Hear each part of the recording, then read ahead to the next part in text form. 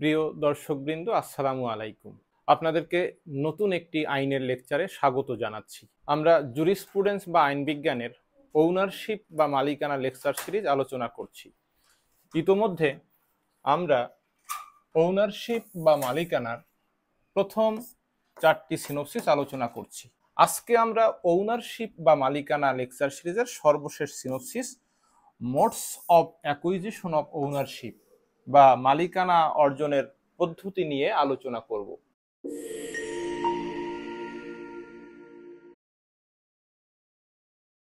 Modes of acquisition of ownership এই সিনোপসিসকে আমরা মোট 3টি পর্বে আলোচনা করব। ইতোমধ্যে আমরা মোডস অফ অ্যাকুইজিশন অফ ওনারশিপের যে প্রথম পদ্ধতি অরিজিনাল মোড সেটি আলোচনা করেছি। এখন আমরা এই মালিকানা অর্জনের যে দ্বিতীয় পদ্ধতি ডেরিভেটিভ মোড বা অমৌলিক পদ্ধতি বা প্রচলিত পদ্ধতি সে বিষয়গুলো আলোচনা করব। কখন ডেরিভেটিভ মোড হবে বলছে when ownership is derived from a previous owner, অর্থাৎ যে সম্পত্তির পূর্বে একজন মালিক ছিল সেই মালিকের নিকট থেকে আপনার নিকট নতুন মালিকানা উৎপত্তি হচ্ছে বা অর্জিত হচ্ছে। It is called derivative acquisition of ownership, অর্থাৎ পূর্বের মালিকের থেকে যদি সুনির্দিষ্ট পদ্ধতি অনুসরণ করে আপনার নিকট মালিকানা অর্জিত হয় তাহলে তাকে আমরা ডেরিভেটিভ মোডস বলবো। অনেকে এই শব্দটির উচ্চারণ ড্রাইভেটিভ বলে, না, এই শব্দটির সঠিক উচ্চারণ হচ্ছে ডেরিভেটিভ মোড। তো দেখেন এখানেও কয়েকটি পদ্ধতি আছে ডেরিভেটিভ মোডসের। এখানে এই প্রাথমিকভাবে আমরা 5টা পদ্ধতি এখানে আলোচনা করব, আর শেষ লেকচারে পরের বিষয়গুলো আমরা আলোচনা করব। ডেরিভেটিভ মোডসের প্রথম পদ্ধতি হলো টাইটেল অফ প্রিয়র ওনার, পূর্ববর্তী মালিকের মালিকানা সত্ত্ব। In agreement a title is acquired with the consent of the previous ওনার।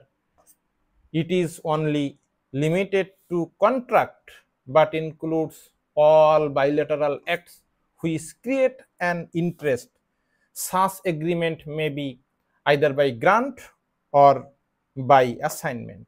অর্থাৎ একটা সম্পত্তিতে পূর্ববর্তী মালিকের সত্ত্ব আছে আর একজন মালিক, সেই মালিক যদি নতুন মালিককে সম্মতি দেয় যে তুমি এই সম্পত্তিটির মালিক হও, যে কোনোভাবে বিক্রয়ের মাধ্যমে হতে পারে, গিফটের মাধ্যমে হতে পারে, ইজারার মাধ্যমে হতে পারে, মর্গেজের মাধ্যমে হতে পারে, সেক্ষেত্রে দেখেন it is only limited two contract, অর্থাৎ তাদের মধ্যে চুক্তিটা কেমন হচ্ছে, কন্ট্রাক্ট ফর সেল হচ্ছে, বিক্রয় চুক্তি হচ্ছে, বিক্রয় দলিল হচ্ছে, ইজারার দলিল হচ্ছে, মর্গেজের দলিল হচ্ছে, অর্থাৎ দলিলটা যেভাবে হবে ঠিক সেইভাবে তার মালিকানা নতুন মালিকের নিকট ট্রান্সফার হবে। But includes all bilateral act, দ্বিপক্ষীয় চুক্তির মাধ্যমে, অর্থাৎ দুই পক্ষের ওখানে অন্তর্ভুক্তি থাকবে। হুইচ ক্রিয়েটস অ্যান ইন্টারেস্ট, যে চুক্তিটা, যে দলিলটা তাদের মধ্যে নতুন স্বার্থ তৈরি করবে। সাস assignment may be either by grant, মঞ্জুরির মাধ্যমে হতে পারে, আমরা সামনে এটা বিস্তারিত আলোচনা করব পরবর্তী লেকচারে, বাই অ্যাসাইনমেন্ট অথবা সত্ত্ব নিয়োগের মাধ্যমে হতে পারে। অর্থাৎ ওই সম্পত্তির প্রিভিয়াস যিনি ওনার বা মালিক ছিলেন তিনি যে প্রক্রিয়ায় যেভাবে নতুন মালিকের নিকট দলিলের মাধ্যমে বা চুক্তির মাধ্যমে সম্পত্তিটা অর্পণ করবেন, ঠিক দ্বিপক্ষীয় কার্যের মাধ্যমে ওই সম্পত্তির মালিকানাটা নতুন মালিকের নিকট হস্তান্তরিত হবে। অর্থাৎ পূর্ববর্তী মালিকের সম্মতির মাধ্যমে নতুনভাবে নতুন মালিকানা অর্জন করা যায়। মালিকানা অর্জনের ডেরিভেটিভ মোডসের দ্বিতীয় পদ্ধতি হলো পারচেজ, ক্রয় করার মাধ্যমে। এখানে ক্রয় বিক্রয় হবে, একজনে বিক্রয় করবে আর একজন ক্রয় করবে। কিভাবে দেখেন বলছে এ কন্ট্রাক্ট ফর সেল, এটা হচ্ছে বায়না চুক্তি, আমরা যাকে বায়না চুক্তি বলি সেটা। এ কন্ট্রাক্ট ফর সেল যদি বিক্রয় না হয়ে বিক্রয়ের আগে আপনি শুধুমাত্র কন্ট্রাক্ট ফর সেল করেন ক্রয় করার জন্য বা বিক্রয় করার জন্য, does not কনফার any title in immovable property, অর্থাৎ স্থানান্তর করার উপর ভিত্তি করে সম্পত্তি দুই প্রকার। একটা হচ্ছে মুভেবল প্রপার্টি, যা এক স্থান থেকে অন্য স্থানে সরিয়ে নিয়ে যাওয়া যায়, আর একটা হচ্ছে ইমুভেবল প্রপার্টি, যাকে আমরা বাংলায় স্থাবর সম্পত্তি বলি, যে সম্পত্তি এক স্থান থেকে অন্য স্থানে স্থানান্তর করা যায় না। অর্থাৎ আপনি যদি এমন সম্পত্তি ক্রয় করেন যে সম্পত্তিটা হচ্ছে ইমুভেবল প্রপার্টি, স্থাবর সম্পত্তি, তাহলে সেই সম্পত্তি নিয়ে যদি আপনি বিক্রয় চুক্তি করেন, কন্ট্রাক্ট ফর সেল করেন, বায়না চুক্তি করেন, তাহলে শুধুমাত্র বায়না চুক্তি ওই সম্পত্তির উপরে ক্রেতার কোনো সত্ত্ব অর্জন করবে না। সে শুধু কন্ট্রাক্ট ফর সেলের মাধ্যমে ভবিষ্যতে কিছু সুবিধা পাবে। দেখেন, as per section 54 of the transfer of property act 1882, 1882 সালের সম্পত্তি হস্তান্তর আইনের 54 ধারায় বলছে, contract for sale of immovable property is a contract that such sale shall take place on terms settle between the parties. Contract for sale হচ্ছে শুধুমাত্র সেই চুক্তি যে চুক্তিতে দুই পক্ষ উপনীত হয়েছে, পরবর্তীতে ওই ইমুভেবল প্রপার্টিটি সেই চুক্তির অনুসারে ক্রয় বিক্রয় হবে, ওইভাবে কার্যকর হবে, চুক্তিতে যেভাবে বলা আছে সেইভাবে। অর্থাৎ কন্ট্রাক্ট ফর সেল নিজে ক্রেতাকে ওই সম্পত্তিতে কোনো টাইটেল দেবে না, যে শর্তগুলো আছে সেই শর্ত সাপেক্ষে পরবর্তীতে তিনি ওই সম্পত্তিটা ক্রয় করতে পারবেন। হাউএভার, যাই হোক, if a person has entered into possession under A contract for sell, contract for sell হওয়ার পরেই নতুন ক্রেতা কি করলেন, ওই সম্পত্তির দখলে চলে গেলেন, and is in peaceful and settled possession of the same with the consent of the person having the title thereto, বিক্রেতার, অর্থাৎ টাইটেল আছে হচ্ছে বিক্রেতার সম্মতি নিয়ে নতুন ক্রেতা যিনি এখনো সম্পত্তিটি পুরোপুরি কিনে নেন নাই, ক্রয় করার জন্য চুক্তি করেছেন, কন্ট্রাক্ট ফর সেল করেছেন, সেই বিক্রেতার সম্মতিতে যদি ক্রেতা ওই সম্পত্তির দখলে থাকে এবং পিসফুল বা শান্তিপূর্ণ দখলে থাকে, he is entitled to protect his possession against whole world। সেক্ষেত্রে হি বলতে পারচেজারকে বোঝাচ্ছে, নতুন ক্রেতাকে বোঝাচ্ছে। নতুন ক্রেতা তার এই দখলের বিধান অনুসারে পৃথিবীর যে কোনো ব্যক্তির নিকট থেকে ওই সম্পত্তির দখল তিনি রক্ষা করতে পারবেন, কারণ যার এই সম্পত্তিতে টাইটেল আছে বিক্রেতা নতুন ক্রেতাকে তার সম্মতিতে ওই সম্পত্তির দখল তিনি দিয়েছেন। অতএব এটি যেহেতু আইনসম্মতভাবে তার দখল রয়েছে, অতএব তিনি পৃথিবীর যে কোনো ব্যক্তির বিরুদ্ধে তার এই দখলি সত্ত্ব রক্ষা করতে পারবেন। কিন্তু শর্ত হচ্ছে শুধুমাত্র কন্ট্রাক্ট ফর সেলের অধীনে নতুন ক্রেতার ওই সম্পত্তিতে কোনো টাইটেল বা সত্ত্ব অর্জিত হয়নি, সত্ত্ব বা টাইটেল পূর্বের মালিকের রয়ে গেছে। Derivative modes of acquisition of ওনারশিপের তৃতীয় পদ্ধতিটি হলো গিফট বা দান বা উপহার। গিফট কি আমরা একটু দেখি।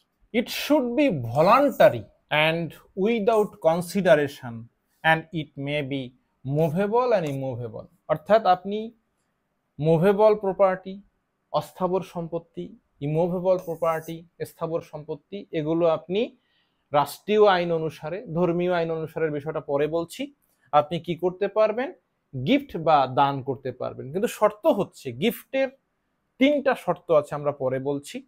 প্রথম শর্ত হচ্ছে এই গিফট হবে ভলান্টারিলি, ইচ্ছায়, কেউ জোরাজুরি করবে না, আপনি খুশি হয়ে আপনার সম্পত্তিটা মুভেবল হোক ইমুভেবল হোক যে কারো নিকট আপনি কি করতে পারবেন, গিফট করতে পারবেন। দ্বিতীয় কথা হচ্ছে উইদাউট কনসিডারেশন, গিফটের বিনিময়ে আপনি কোনো প্রতিদান নেবেন না, অর্থাৎ স্বেচ্ছায় সজ্ঞানে কোনো ধরনের প্রতিকার ছাড়া যদি আপনি আপনার অস্থাবর বা স্থাবর সম্পত্তি কারো নিকট দান করেন বা গিফট করেন, সেটাকে হচ্ছে আমরা গিফট বলছি।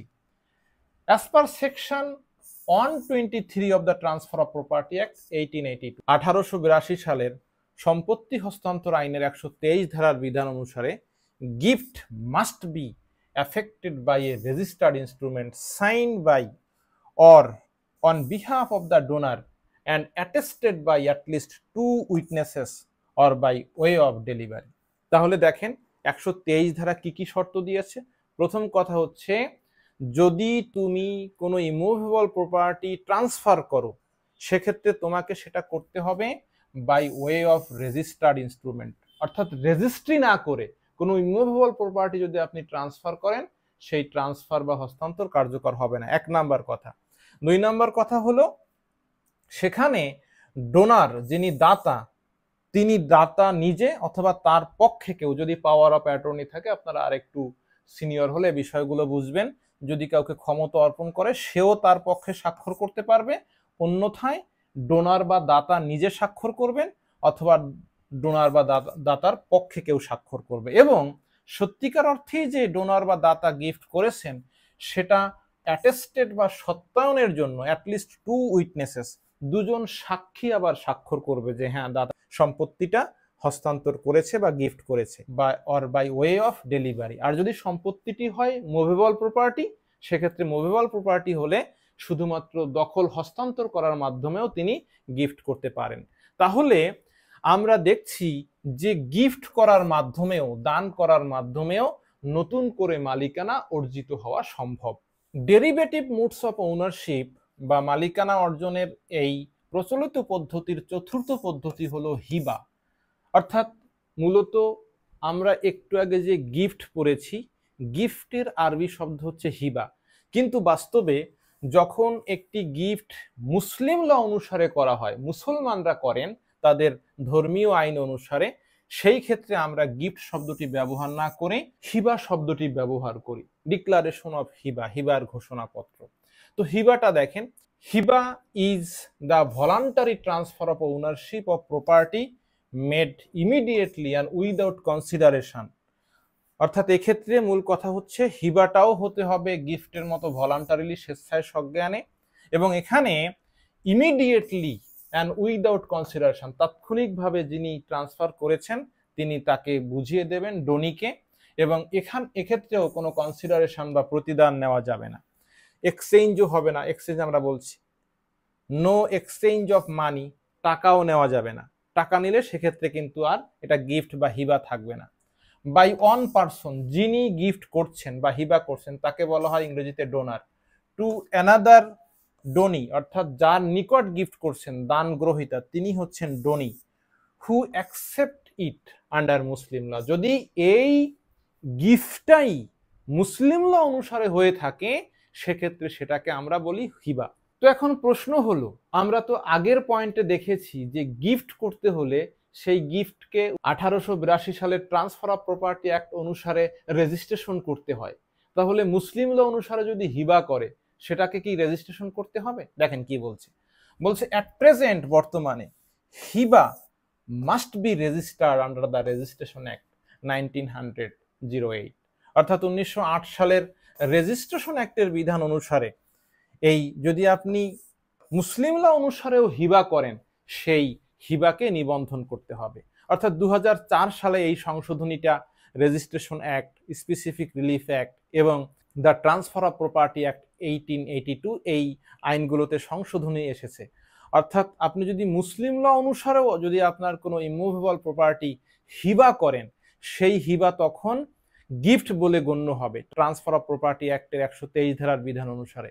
এবং ট্রান্সফার অফ প্রপার্টি অ্যাক্ট অনুসারে যেমন সাধারণ আইন অনুসারে আপনি যদি গিফট করেন সেটা যেমন নিবন্ধন করা বাধ্যতামূলক, মুসলিম ল অনুসারে যদি আপনি হিবা করেন সেক্ষেত্রেও সেই হিবাটাকেও রেজিস্ট্রি করা বর্তমানে বাধ্যতামূলক।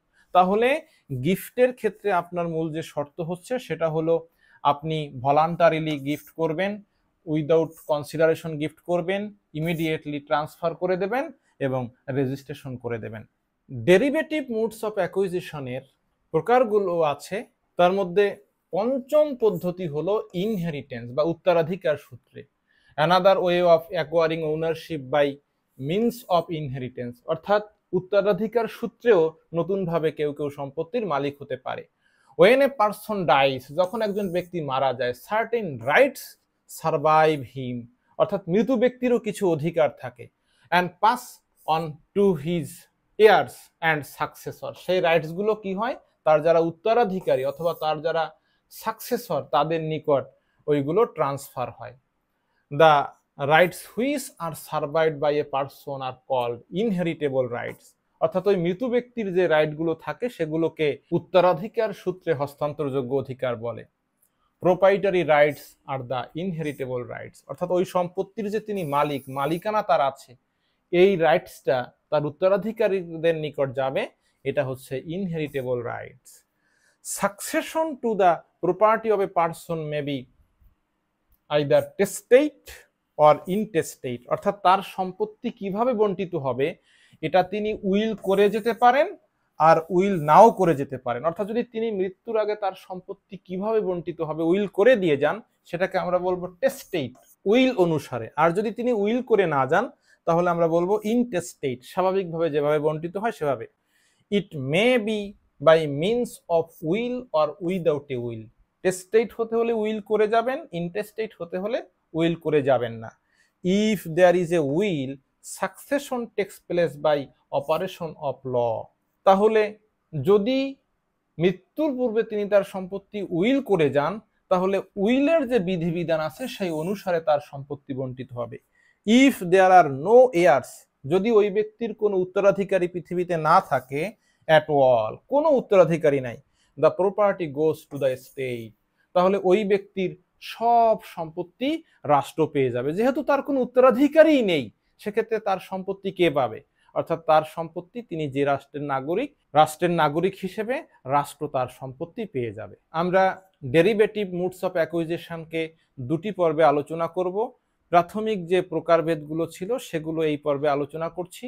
বাকি আলোচনাগুলো দেখার আমন্ত্রণ জানিয়ে এখানেই শেষ করছি। সবাইকে ধন্যবাদ।